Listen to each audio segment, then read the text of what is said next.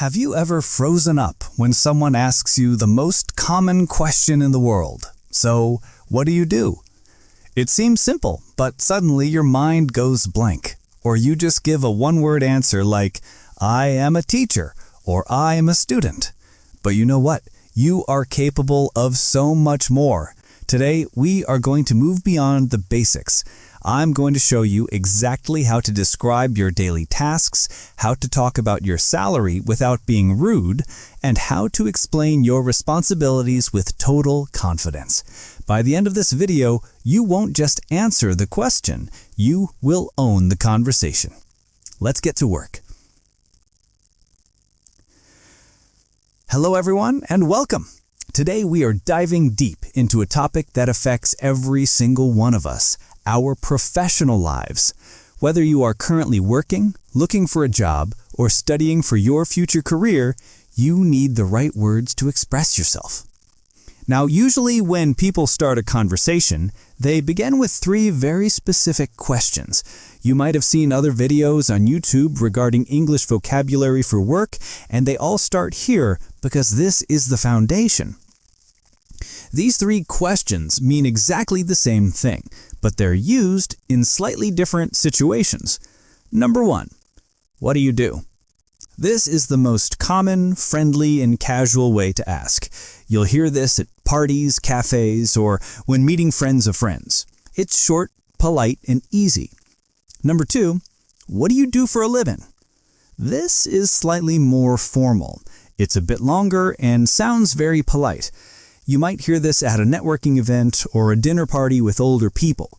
It specifically asks how you earn money to live. Number 3, what's your job? This is very direct.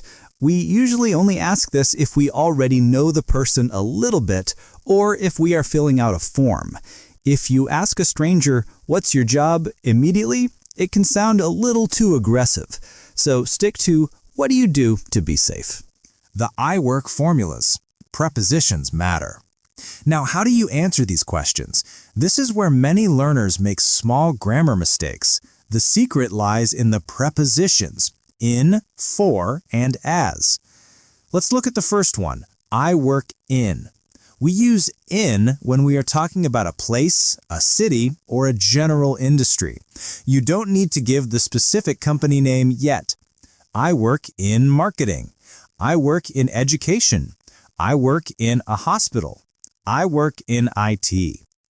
This is a great way to answer if you don't want to give too many details right away. It tells people the area of your expertise. Next, we have I work for. We use for when we want to name the specific company or person who pays us. I work for Google. I work for a small travel agency. I work for the government. And finally, you can simply use I am followed by your job title. I am a nurse. I am a mechanic. I am a business consultant. Here's a pro tip for you. If you are currently a student or perhaps a stay-at-home parent, you can use that as your answer too. I'm a student, or I stay at home and take care of my family. These are perfectly valid answers. Describing your daily tasks, the meat of the answer. Once you've told someone your job title, the conversation usually continues. They might ask, what do you actually do at work? Or what does that involve? This is where you need to know how to talk about your job in English, beyond just a title. We are going to look at 4 powerful phrases to describe your responsibilities. Phrase 1, I deal with. This is a fantastic phrasal verb. To deal with means you handle, manage, or interact with something or someone. If you work in a shop, you can say, I deal with customers every day. If you work in finance, you say, I deal with money and accounts. If you are a teacher, you say, I deal with students and their parents. It suggests that you are the person solving problems in that area. Phrase 2, I am responsible for. This phrase carries weight. It means it is your duty. If something goes wrong, you are the one who has to fix it. I am responsible for designing new websites. I am responsible for keeping the kitchen clean. I am responsible for booking meetings for the boss. Notice the grammar here. After responsible for, we almost always use a verb ending in ing. Responsible for designing, keeping, booking. Phrase 3. I'm in charge of. This is very similar to responsible for, but it sounds a bit more like you are a leader or a boss.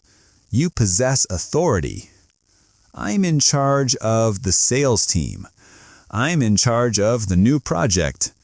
I'm in charge of hiring new staff. But you don't have to be a CEO to use this.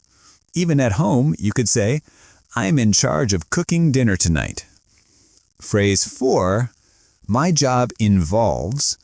This is the best phrase to use when you want to list several different activities. My job involves answering phones, sending emails, and welcoming guests. My job involves traveling to different cities and meeting clients. Again, notice the ing form after involves. Real-life examples. Putting it together. Let's imagine a scenario. Let's say you work in sales at a tech company. How would you introduce yourself using these phrases? You could say, Hi, I'm Alex. I work in sales. I work for a large software company. My job involves calling clients and negotiating contracts. I'm responsible for making sure our customers are happy with their products. See how professional that sounds? You aren't just a sales guy. You are someone with clear responsibilities. Let's try another one. Imagine you are a business consultant. I'm a business consultant. I help people set up new businesses, mostly in the health and fitness industry. I advise them on how to grow. I'm in charge of analyzing their finances and helping them find the right strategy. Money vocabulary: salary, income, and wages. Now let's talk about something that matters to all of us: money. In English, we have specific words for how we get paid, and mixing them up can be confusing. To get paid or to be paid. This is the verb action. I get paid every Friday. We get paid once a month. Salary versus wage. A salary is a fixed amount of money you get, usually every month or every year. It doesn't matter if you work 40 hours or 45 hours that week, the check is the same. This is common for office jobs, teachers, and managers. She has a good salary. My salary is $50,000 a year.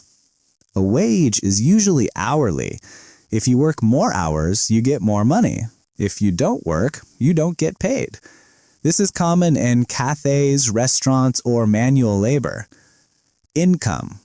Income is the big picture word.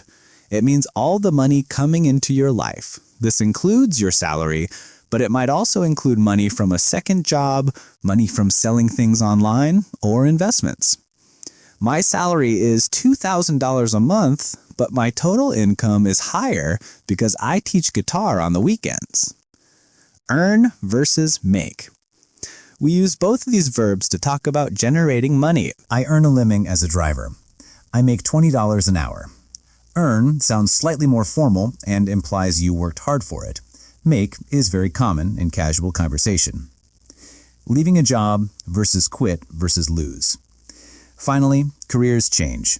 Sometimes we leave a job, and how we say it is very important because the meaning is totally different. I quit my job. This means it was your choice. You decided to leave. Maybe you didn't like the boss. Maybe the hours were too long. Or maybe you found a better opportunity. I quit because I wanted to travel.